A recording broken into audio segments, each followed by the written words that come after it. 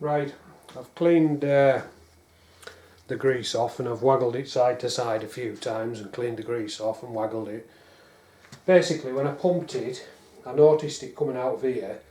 That's when I should have stopped, but I'll give it a couple of extra pumps. There's a seal on the top, came as part of the kit, so it won't actually come out of the top, but it will come out of the bottom. But you've got to make sure it's coming out at one end, which I knew it would be the bottom, because if it's coming out of there, it means it's pushed it all the way up there as well, so that it's into the top bearing. And I just put a little bit too much in, basically. Grease wise, by the way, I don't think this has got a name on as such. Now, I'm not sponsored or anything by anybody at all, but basically the grease that I use is this stuff, synthetic high temp 2 high performance grease, and as it says on the back, it's a premium quality synthetic oil, lithium complex thickened blah blah blah blah blah, designed to withstand high and low temperatures and suitable for multi-purpose applications, blah blah blah. It's a good grease, so I just thought I'd show. It's just my personal preference, that. Just thought I'd show you that's what I use. That's what's been pumped into there, that's what's been pumped into the back axle, it's what I pump into my electric glide headstock bearings, into the switchback bearings. That's what I use. It's good stuff. And it won't break the bank like some greases will. So, the next step on here is I'm going to put the front wheel back on, and looking at the camera I can see that the battery's going to run out in a minute. So what I'll do is I'll get myself set up ready to put the wheel back in, alter the camera view, but I'll change the battery first. Right, I'll be back in a minute. I'll alter this camera and then... Right, while I was getting myself, while I changed the battery etc, I was getting some bits and pieces. Most of the stuff I already had. But what I was going to get was a socket to go on these caps. And the socket that fits these caps, my mate was in last week changing, well, we wanted to take the wheels off his bike to go and get some new tyres put on. It's a Jap bike, it's a V-Strom 1050, and he didn't have the right size socket, so he come and borrowed one off me, and it just so happens that the socket he's borrowed is the one that I need for this. And what I was going to do was torque these up to the correct setting, which is like 40 to 60 foot-pound or 52 to 81 newton meters, for these bolts, the cap bolts on the forks. So what I did off camera, because I haven't got my socket, I've got my big spanner, and I've tightened these up as tight as I can without turning the forks. Now it probably won't be far away, because I did nip the clamp up just ever so slightly, not enough that it couldn't pull through, you know, with the force of putting the wrench on here, it would still be able to pull it up through the bottom yoke, but it just gave me enough of a clamp that even holding it with my hand and that clamp as well, I was able to put some good pressure onto that spanner to tighten them up. When I get my socket back, everything will be back together then, so what I'll do is I'll just let some pressure off these pinch bolts, and I'll torque them to the correct setting. And as I say, the setting for them is like 40 to 60 pounds or foot-pounds, or 52 to 81 newton meters. So I've nipped them up as best I can just with a spanner. So what I'll do now is I'll carry on getting my stuff back to where it should be around here, and we'll get the wheel put back in etc, and then we'll get everything sorted out, and I'll adjust this camera if I haven't already said that. Right, I'll be back in a minute. Right, I'm going to fit the front fender. So I'll just quickly take these screws out.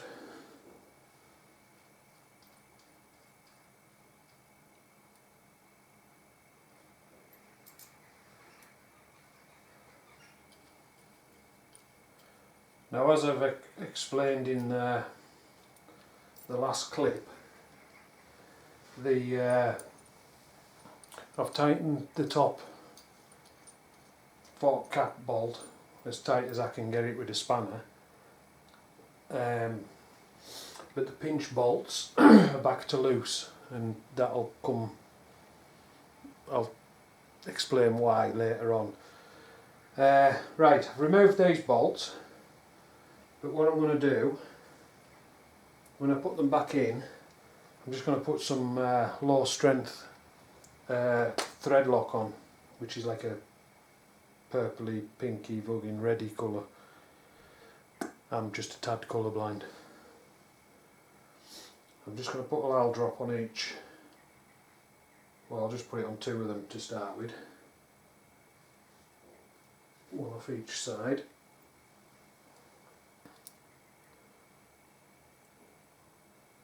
I never used to put thread lock on the fender bolts until one day I heard a rattling on my electric line, and when I investigated it, my fucking bolts had vibrated loose on the front fender.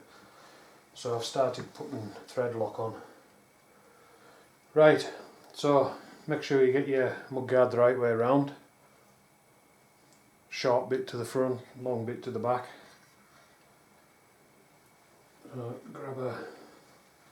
Grab a bolt, slide it between, give it so you can hold it properly, obviously.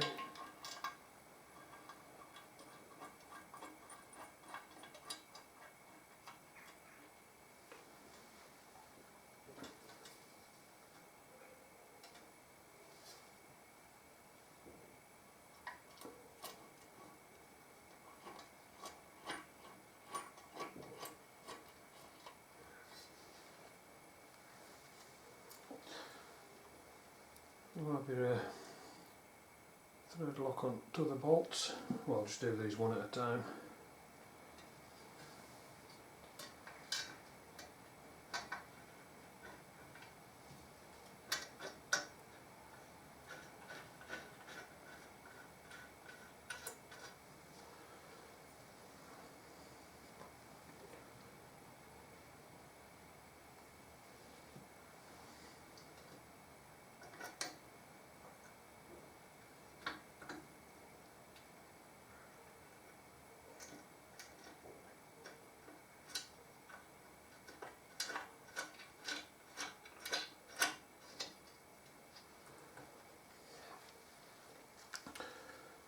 Right, get the ratchet in there.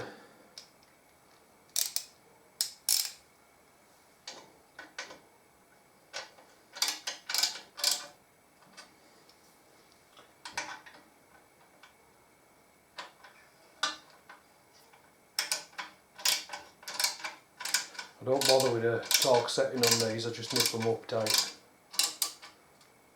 You don't want to go over the top tight like, but just nice and tight will do. Nip them all up first.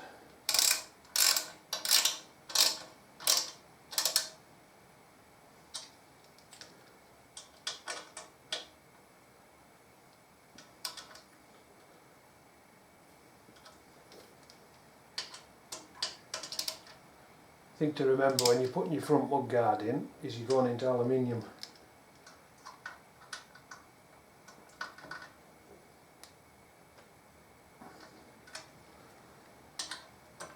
You don't want to over tighten them and strip the threads. Right, so that's that fitted. So I'll just cap on that and stick that back up there out of the way.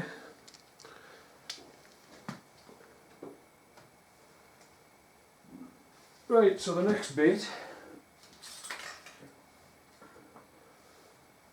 of this front wheel. Hopefully I'll be able to run that under. Yep.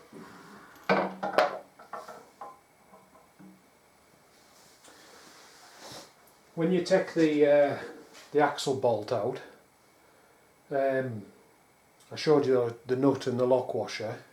There's also a flat washer which on mine usually just sticks in, and for some reason it's decided to come loose, so it's just falling out.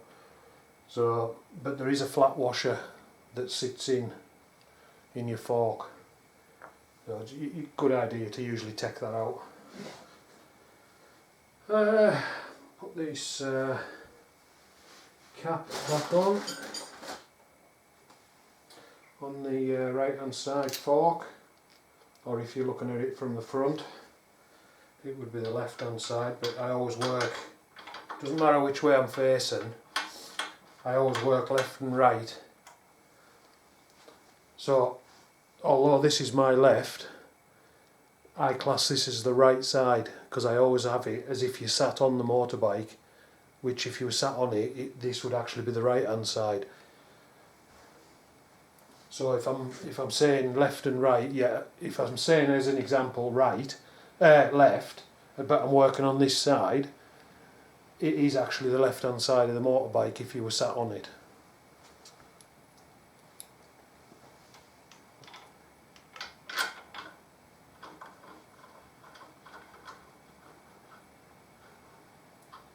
Right, let's just nip that on loosely.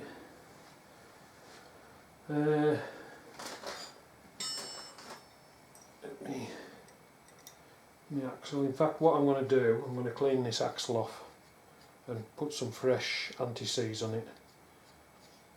So I'll take that the nut off. So I'll just knock it off for a sec while I clean this axle. Oh, my freaking knees. Yeah, I'll clean this axle and put some fresh anti-seize on it, and then I'll come back. Just be a minute. Right, I've cleaned the axle and put some anti-seize in there.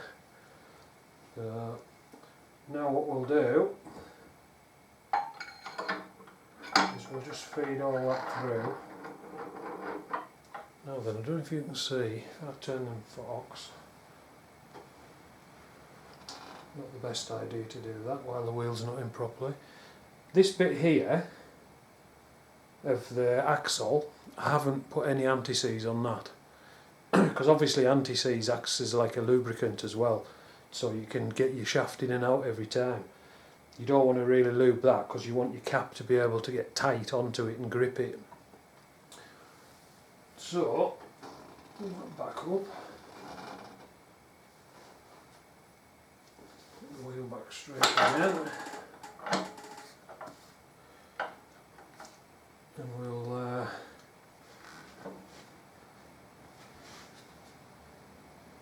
now then, what I've done here, I've got everything skew with.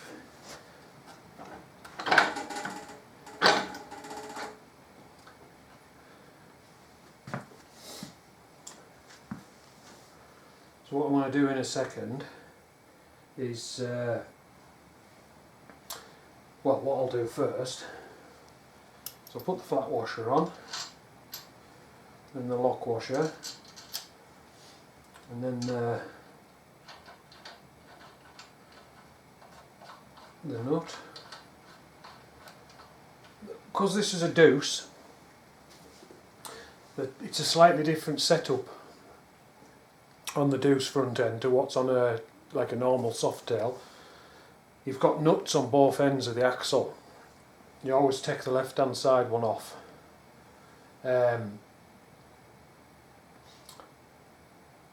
But basically on the other models you've got like a hole through the end of the axle which you shove like a screwdriver or something through to hod it when you tighten everything up.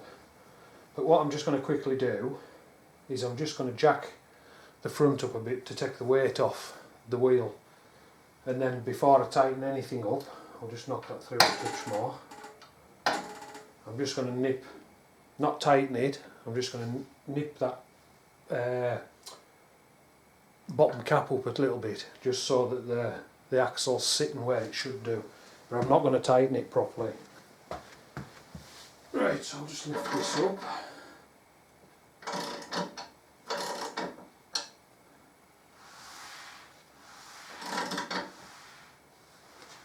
And the noise you can hear there when that's spinning it's not catching anywhere. It's got balancing beads in the tyre, so that's what you can actually hear. Right, just screw these up a touch. Hope I've had the right ratchet. I don't need the ratchet, to be fair.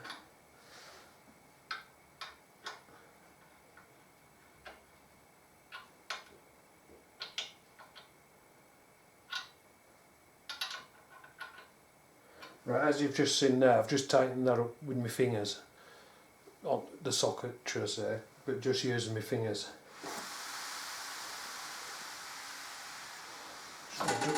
Just going to double check that that isn't actually hitting the carpet.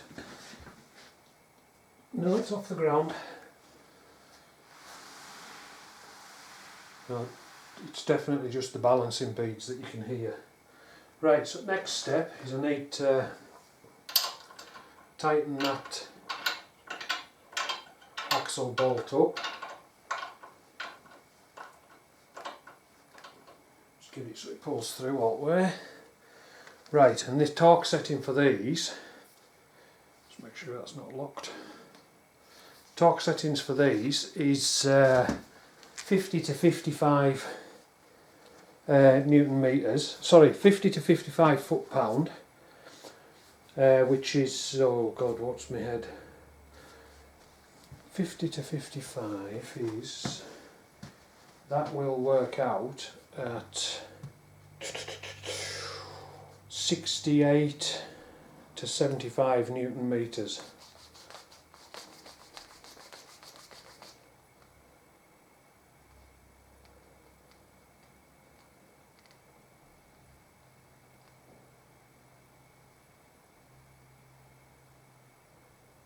That can't be right. Yeah, it is. Right, so I'm going to set this, I'll just, because I can see my foot-pound setting, I'm just going to set it on 55. Lock it in place. Then get spanner on one side to hold it. What you can do as well, because I've got one of my nut on that side's a bit on the rusty side. I'm just going to spin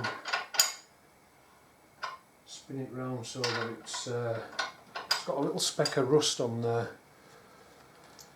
what do you call it, on the cone bolt on that side. So I've just turned it so it's at the bottom. Right, and I'll torque this the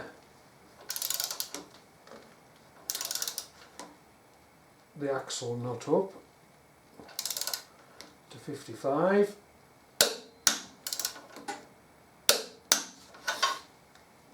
And then once that's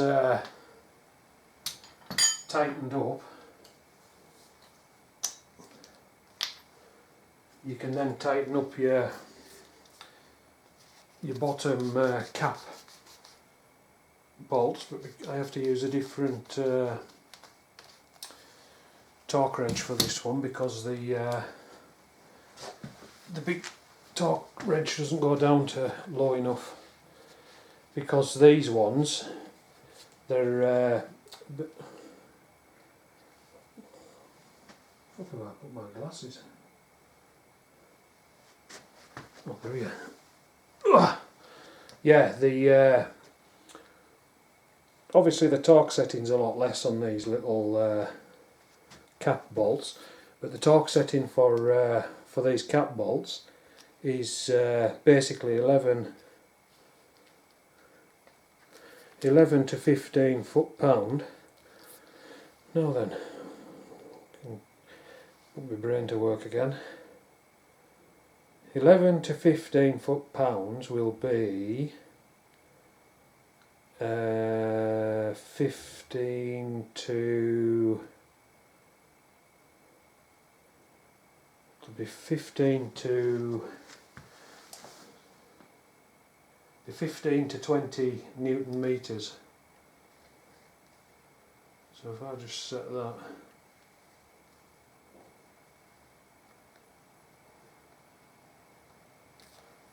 and mock that, and I might have to get an adapter. Oh, I'll just grab the adapter for this.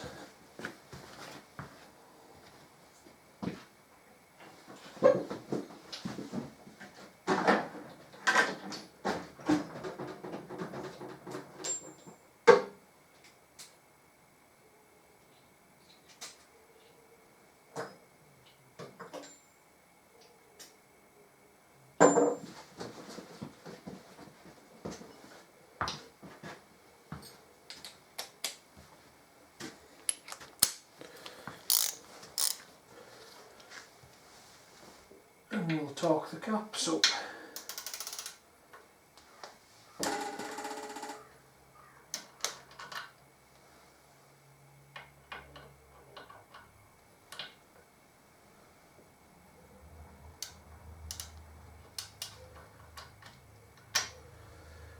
I'm not convinced that that's the right size.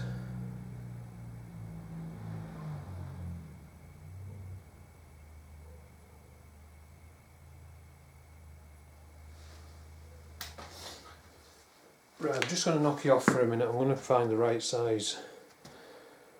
It's weird because it's an M8 bolt, M8 thread in the bottom, yet these bits here were imperial, yet the Allen size, I think it's more 5.5, this is a 5, and I don't want to put any pressure on because it'll end up just rounding the head out, so I'm just going to find a 5.5. I'll be back in a minute. Right, I've had a bit of a mess about here with these bolts. That's the 5mm. You can see there's a little bit of play. That's a 5.5 and it won't go in at all. I've also tried all sizes of imperial, and the one that goes in is actually slacker than the 5, so it must be a 5, and it's an M8 thread, so I'm just going to have to...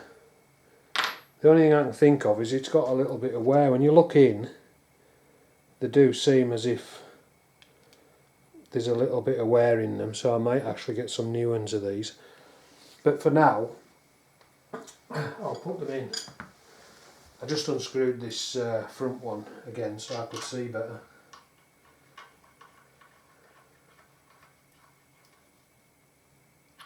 So, get the adapter back in. That's still set on 15 foot-pound.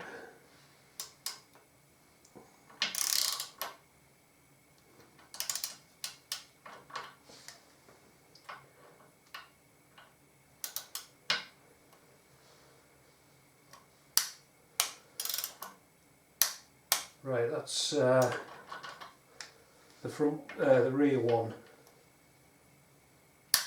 and that's the front one at 15. So, as I say, I think I'm going to buy a new pair of these. So, just wind these back to 0. Always re-zero your torque wrenches when you're not going to be using them. That one's already done. Just takes tension off the spring. So,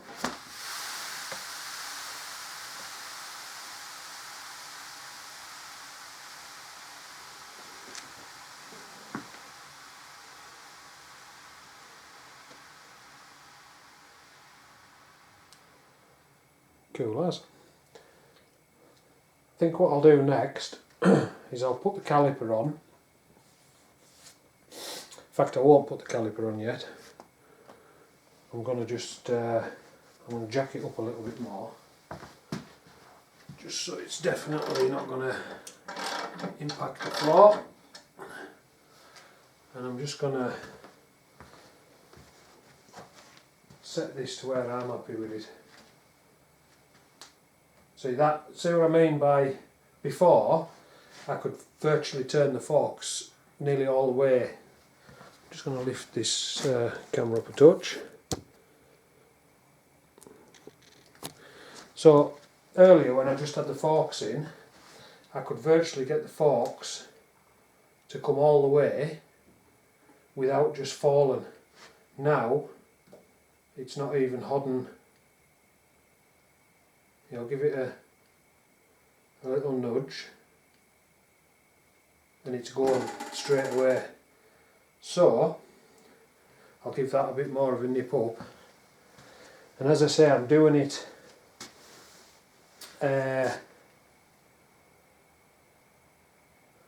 where's my spanner gone? Oh, it's here. Right in front of my eyeballs.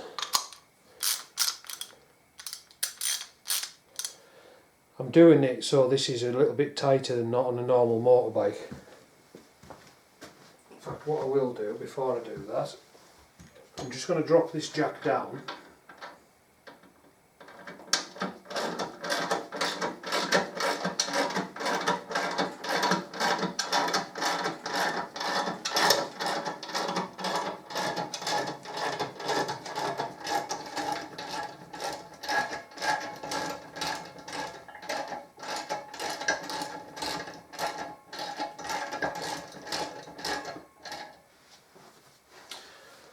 Just want to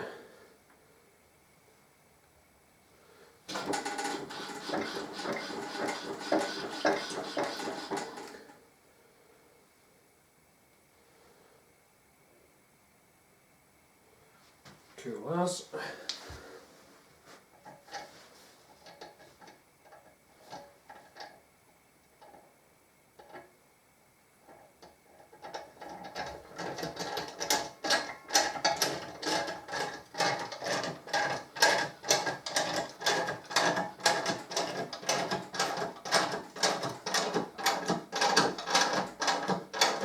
I need to put some more air in the front tyre as well, because I let,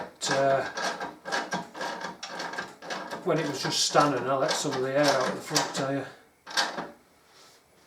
Right, so let's push this over to one side.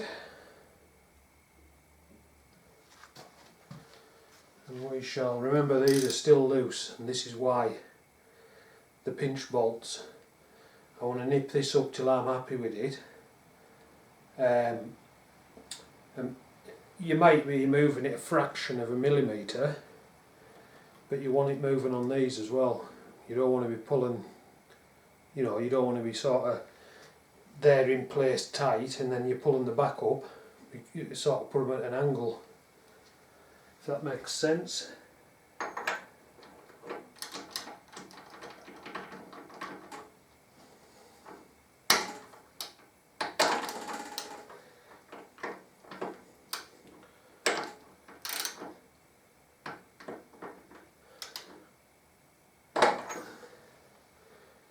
Get on so well.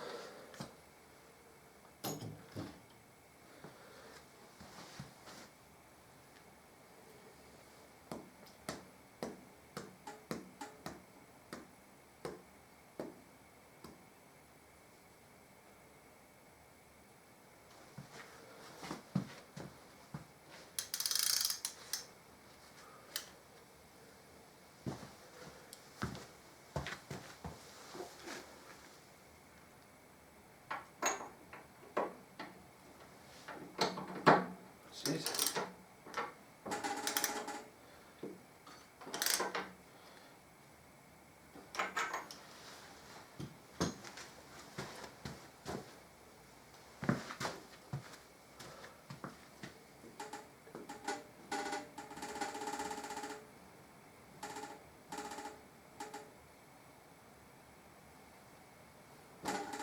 better. That's about how I want it.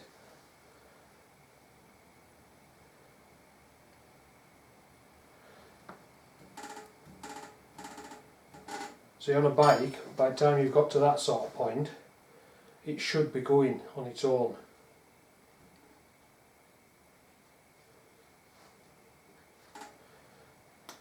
Might even nip that up just a touch more. Now, on a motorbike, if you tighten the front end up too tight, you can feel it in the corners. If those that ride motorbikes, when you're coming into a corner as you lean the bike over, if you hit a bump, you can feel you just get a little judder in your forks. If you over tightened your front end, what you'd find is that little judder wouldn't just be in your forks, it'd be in the whole bike would wobble. And that's why you wouldn't be tightening him up this tight for a motorbike. But on the Trike, because you're not leaning it, you want the front end to be a little bit more, so it's not skittering about on the road like easy steer. So you in a sense, you just nip it up a bit more, and it gives it in the sense of like a bit of a damper, and it just makes the front end a little bit more stable. So I'm just going to put a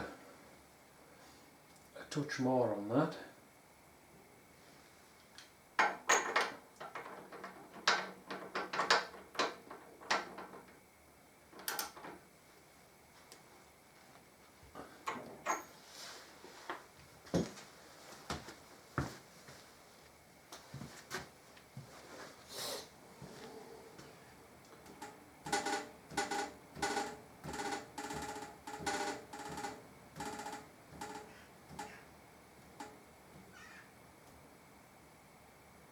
That's it, that's exactly where I want it.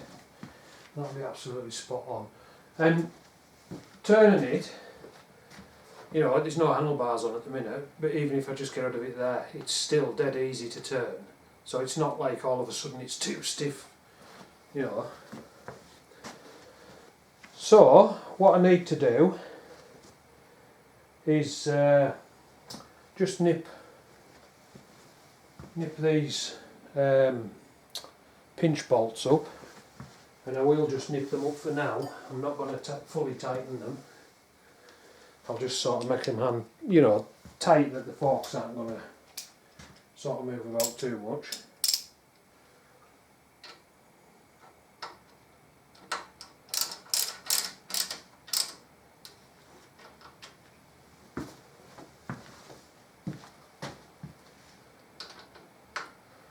Because what I still need to do is what I explained earlier. I need to get my socket back off my maid.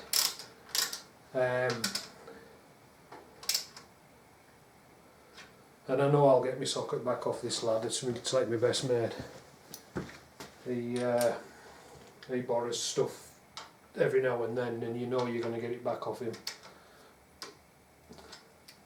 Yeah, I need to get my socket back and then torque these cap bolts down to the right setting. I need to get that lock nut on the bottom of there turned down to, as I say, maybe 8-9mm thick, and then when I put that on, I'll actually Loctite that and then nip it up, and then I can put the little chrome cover back on the front. So that'll be a job well done, sort of thing. There's a little bit more grease squeezed out of here, so it just shows how much that's pulled up. You know, that it's squeezed a bit more grease out of here. But it's all, there's no movement, and it feels super smooth both ways, which is cool. Wheels set nice.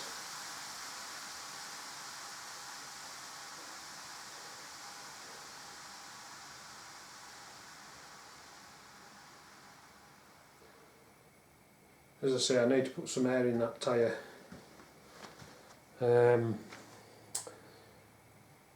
once I'm finished with the front end, as in I'm happy that everything's right how I want it, which it near enough is now. Obviously I've still got the front headlight to fit, I've got the brake caliper to fit, and I'll be doing a bit of measuring with the brake caliper, putting feeler gauges each side to make sure it is definitely centred. I mean, I think it was right when it was the bike because it didn't seem to have any issues, but I'll just double check it again. As I say, this is going to be her riding this now, not me. So I want to make sure everything's right. Yeah, then I've got, do you know, I think I saw that. I don't know if I've showed these, but I will get them. But first I'll find my fag, again, right in front of my eyeballs. I've got some things for the handlebars, which I'm sure I saw just...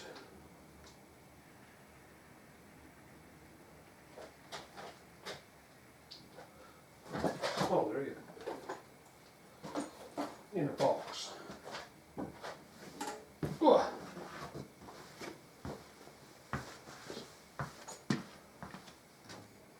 So what I've got to go in the top yoke, that's the original bolts for the handlebars, which I just shoved in there out of the way, so I won't lose them.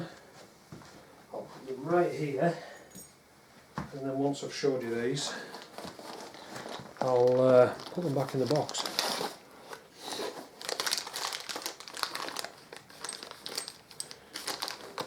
Right, so obviously you get two of these. In fact, I'll lift the camera a touch. Yeah, you get two of these, so you get like a chrome cover for the top and bottom. You get two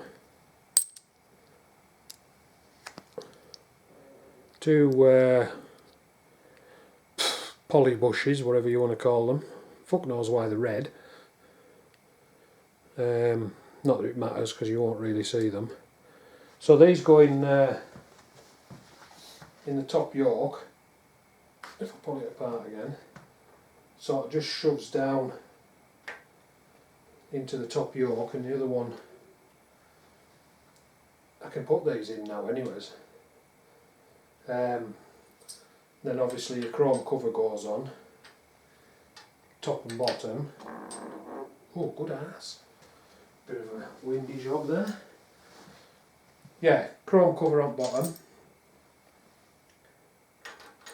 straight up and into risers, which obviously bolts your handlebars in place, and then that's obviously your rubber mounted handlebars in.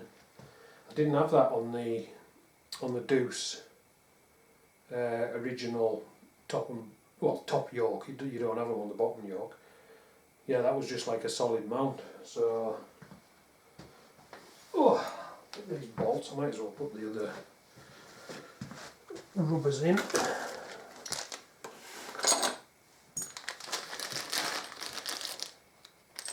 I won't put the chrome covers on yet because I haven't got the handlebars ready. Still working on the wiring on the handlebars.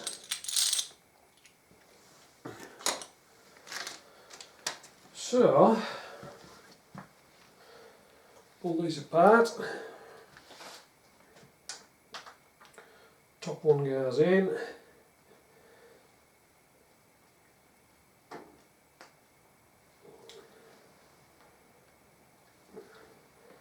Push bottom one in. And I'll just so some Harleys they have these as sort of standard. So basically that's your rubber mounts in, and as I say, you can't really, I'll just grab one of the plates, you can't really see the red once the chrome cover's gone on, because once you bolt it down tight you might be able to glimpse, if you've got fucking good eyes, down the sides, but no, it's pretty much covered. So yeah, I'll have to get the handlebars there as well. That's how much grease has popped out of there. Next to naught. It looks thing on there, but that's probably like a millimetre bead that's popped out. So I'll drop that back in there. And also, I bought myself a pile of these. Just push on top of the grease nipples, just to keep the shit out of the grease nipples. Right, I'll knock you off for now. I'll get a couple of bits sorted and then we'll come back and I'll maybe start putting this caliper on. Right, won't be long. Right, I'm going to fit the front brakes. I've put air back in the tyre, but I was having a look at this caliper and I'm going to clean up, and basically I'm just going to take a photo of the serial number because I'm going to order some new pads.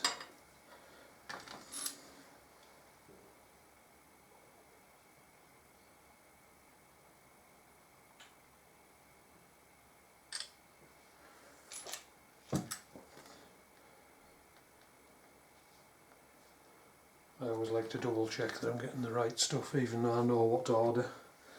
Right, I noticed that there's a bit of uneven wear on my pads, and if you remember, well, I say remember, anybody who watched the Deuce when I was building it into a bike, modifying things, I did have a bit of trouble with the front brake not being 100%, but I've actually got on top of that issue now. But I've never put any new pads in it, so I'm going to order a set of new pads. They'll be here before this thing goes on the road. So what I'm going to do is fit the front caliper. Take that off there.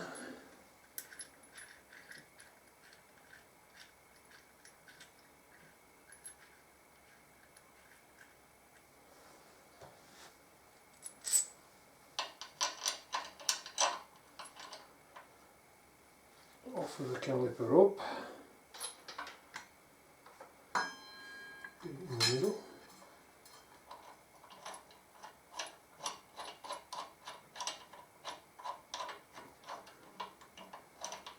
Leave a little bit of slack so I can get the spaces in.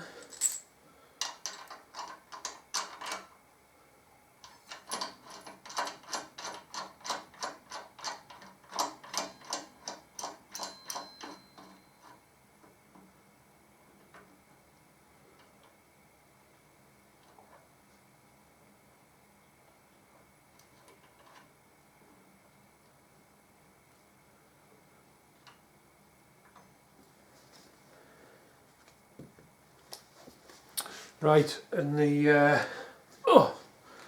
just going to move some stuff. It gets kicked everywhere and lost. The caliper mounting bolts. I just fucking locked that.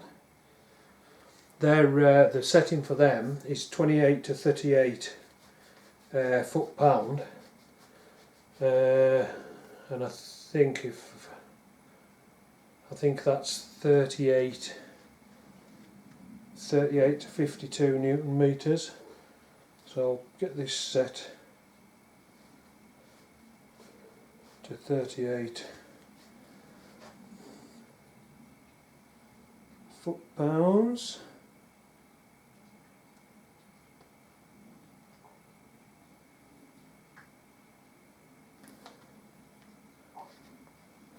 Lock that in place and just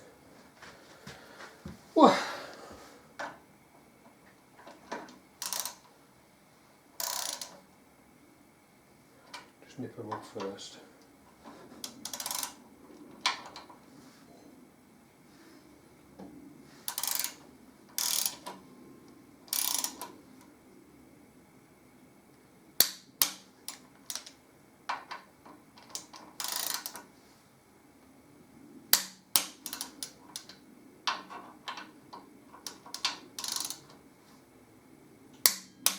Now I know it'll be coming off again to put new pads in, but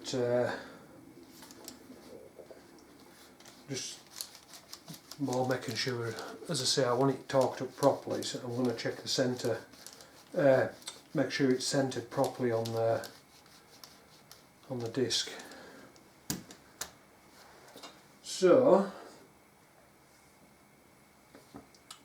the good thing is I can see in there, and I have got a torch kicking about somewhere. So you might not be able to see what I'm doing here, but basically I should be able to shine that light in there, touch the disc,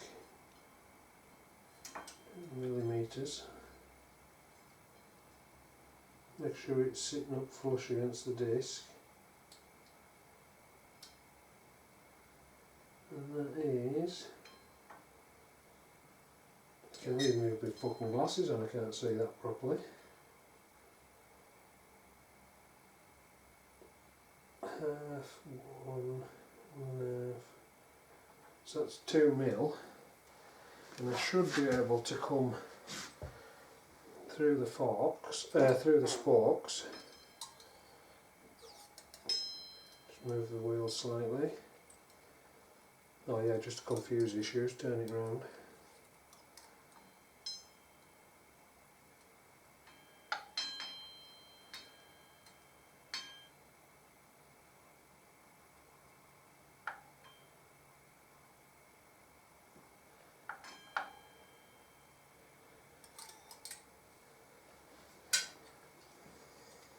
I'm just going to spin this just to see if I've got a warp disc, because that spacing is out.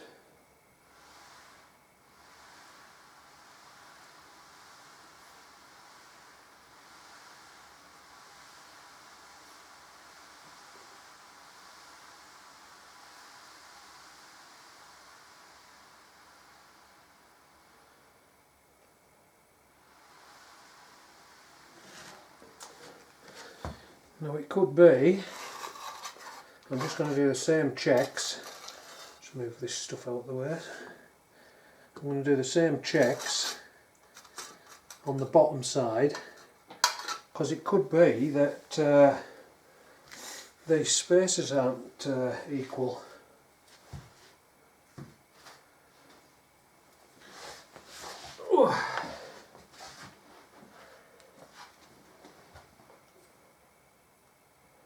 And that you've got a caliper sitting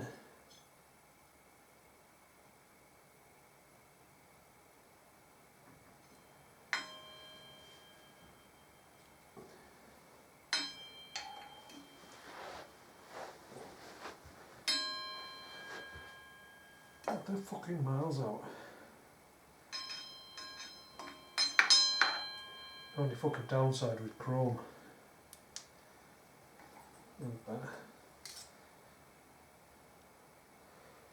So if that's out at that end, I wonder if I've put the spacers in the wrong place. So this caliper is sitting across at the bottom and that way at the top, so it's sort of, sorry, that way at the top, that way at the bottom. So in a sense,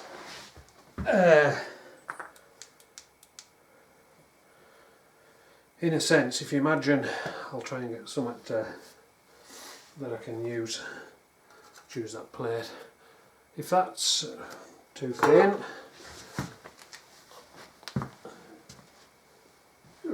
something I can use. As an example, I'll use this box.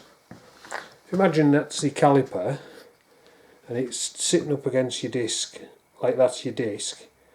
Whereas it should be equal, like there and there, my caliper's sitting like that. Use the edge of my phone as the disc.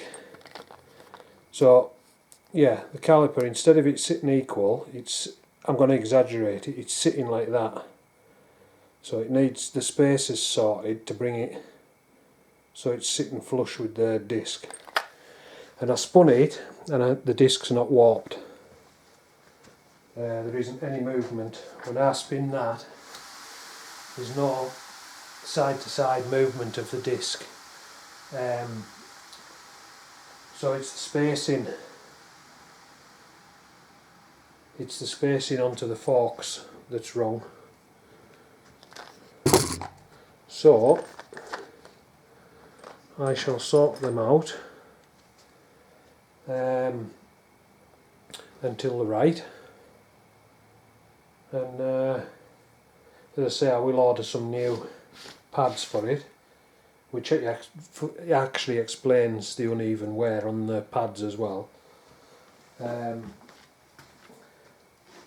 It's weird because when I first set it up,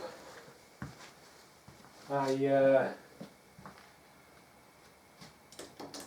actually used feeler gauges to space it out each side to make sure it was equal, and it was right, but it's not now. And I'm just going to have a nose. I've just put my fucking torch down, there it is. I'm just going to have a nose up here.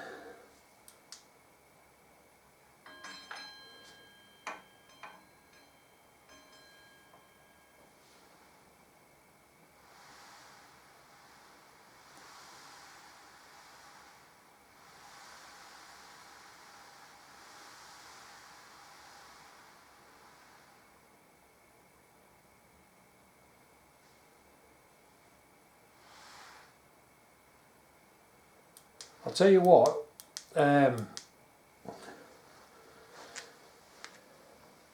if you go back to an earlier video, my forks were sticking.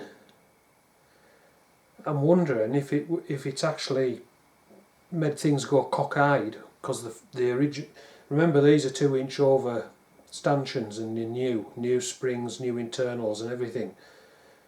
The old ones, I wonder if they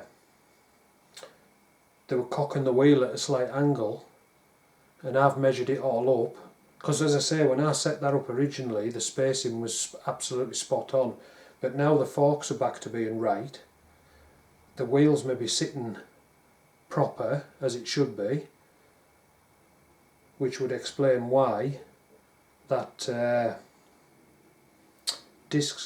caliper's not sitting square. Right, I'll knock you off for now. I'll have a bit of a weigh up, because the bottom one I can square that up by making the spaces ever so slightly smaller, and by doing that it might actually bring the top across, because obviously you know yourself when you alter something on the plane and you say you alter that bit, as you can see that it actually alters the top as well, so I'll have to be careful. What I might just do, I've got a bag full of like shim spacers, because when you buy performance machine calipers they always come with shims, and most of the time I don't need to use them because they do fit quite well normally. But because this is a different setup and I've had to put spacers in, but the spacers are bigger than just the shims. But what I'll do is I'll get my bag of shims and I'll shim it all up until it's equal, and then I can measure the shims, the stack of shims, if you know what I mean. Then I can set the spacers properly then. So for now I'm going to call it a day. I'm still happy with what I've got, and I'm happy. Most folk would be pissed off I suppose, but I'm happy that I've noticed that that's not right, because it means I can put it right.